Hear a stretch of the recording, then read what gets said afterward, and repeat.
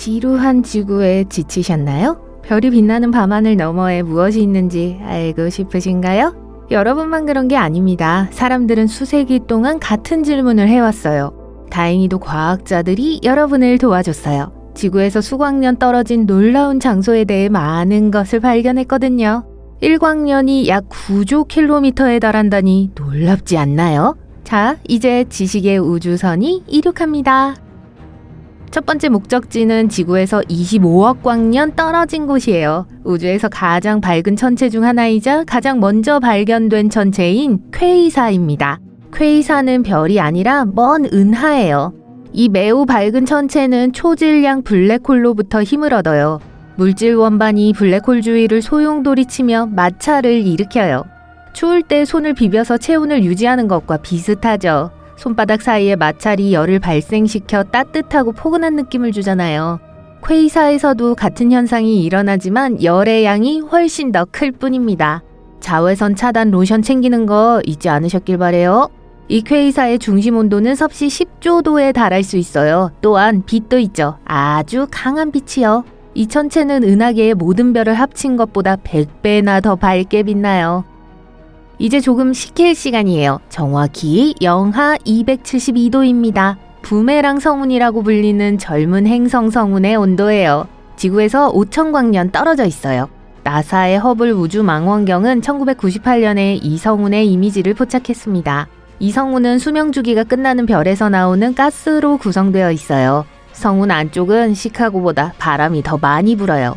바람의 속도는 최대 시속 50만 킬로미터에 달해요. 그리고 성운의 차가운 온도에 감사해야 해요. 연구원들은 부메랑 성운의 온도가 영하 273.15도나 된다는 사실에 놀라움을 금치 못했어요. 제로 켈빈은 가능한 한 가장 추운 온도여야 해요. 모든 분자 및 원자 활동이 멈추는 지점이죠. 우주선의 온도 조절기를 올리고 싶을 정도네요.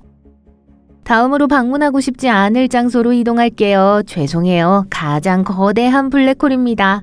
이 거대한 블랙홀은 지구에서 약 104억 광년 떨어진 은하계의 중심부에 위치하고 있어요. 질량은 태양보다 660억 배나 더 크죠. 우리 은하의 초질량 블랙홀을 부끄럽게 만들기에 충분해요. 질량이 태양의 450만 배에 불과하니까요. 하지만 블랙홀의 식단이 물질로 구성되어 있는 만큼 그것들 중 어디에도 가까이 가지 않는 게 좋아요. 과학자들은 블랙홀이 얼마나 많은 물질을 소비하는지 계산함으로써 블랙홀의 팽창 속도를 결정할 수 있어요. 그리고 이 블랙홀은 식욕이 꽤나 왕성해요. 천문학자들은 우주 어딘가에 엄청나게 큰 블랙홀이 숨어 있다고 믿어요. 만약 블랙홀이 실제로 존재한다면 그 질량은 태양의 1000억 배 이상일 것으로 추정됩니다. 이제 가벼운 간식을 먹을 시간입니다. 우주선은 케플러 51개로 진입해요. 케플러 51개는 슈퍼퍼프라고 불리는 우주에서 가장 가벼운 행성이 있는 곳이에요. 푹신푹신하게 들리죠? 실제로 그래요. 이 행성들의 질량은 지구와 같거나 약간 더 커요. 하지만 그렇다고 행성들이 작다는 뜻은 아니에요. 목성 크기의 거대한 솜사탕이라고 생각하세요. 이 행성들은 대기가 아직 식어가고 있는 갓 태어난 행성이에요. 섭씨 260도는 감당하기에 너무 뜨겁기 때문에 이 과정이 끝날 때까지 기다리는 게 좋을 수도 있어요. 하지만 전문가들에게 슈퍼퍼프는 특별해요. 슈퍼퍼프 행성은 지금까지 20개 미만만이 발견됐을 정도로 아주 희귀한 행성이거든요. 레이스에 도전할 준비가 되셨나요? 여러분이 타고 있는 배가 시속 4만 킬로미터로 달리고 있다고 가정해 봅시다. 이게 현재 인간 최고 속도 기록이에요. 이 기록은 1969년 아폴로 10호 임무에 참여한 나사의 우주비행사 트리오가 세운 거예요.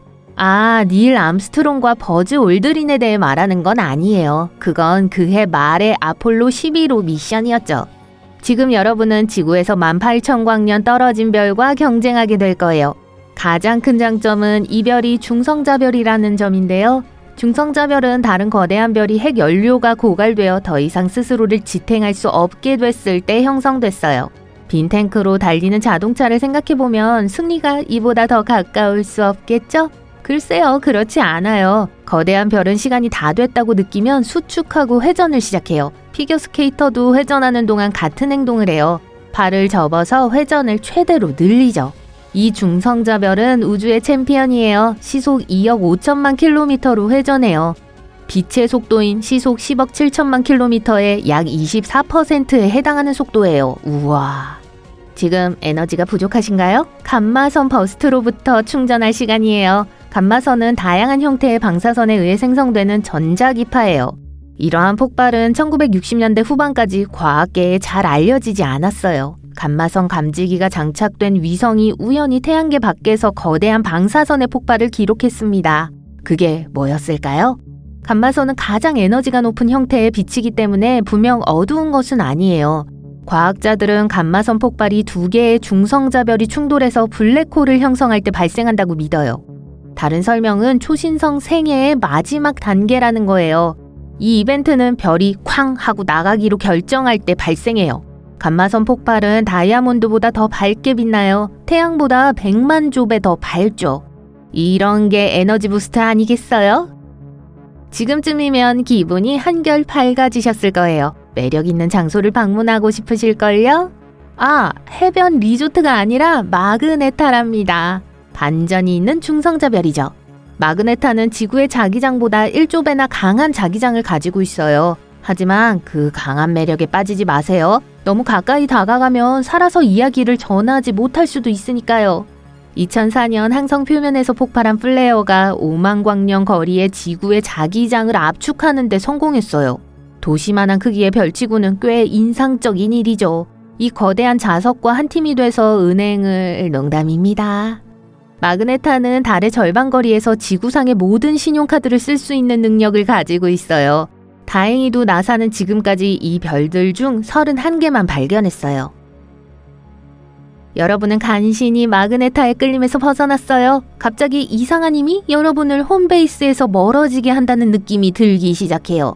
그건 바로 우주의 가장 큰 미스테리 중 하나인 거대 인력체예요. 이 거대한 중력 불규칙성은 수십억 년 동안 우리를 점점 더 가까이 끌어당기고 있어요.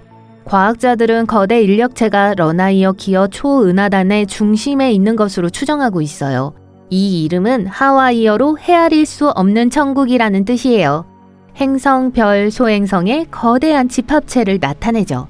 우리의 고향 은하인 은하수는 이 거대한 초은하단의 한 점에 불과해요. TV쇼가 아닌 실제의 이론인 빅뱅 이론에 따르면 우주는 사방으로 팽창하고 있다고 해요. 하지만 신비한 거대 인력체가 그 속도를 늦추고 있죠. 정확히 어떻게요? 연구원들은 여전히 이 문제를 알아내야 해요. 긍정적인 면을 보면 그들은 사물에 이름을 붙이는데 능숙해요. 우주의 종말을 빅크런치라고 부를 수 있겠죠. 그렇게 부를 사람이 남아있다면요. 여러분의 여정 역시 우주의 끝에서 끝나요. 지구에서 가장 먼 은하는 가장 오래된 은하이기도 해요. 빅뱅 이후 가장 먼저 형성된 은하가 가장 멀리 떨어져 있어요.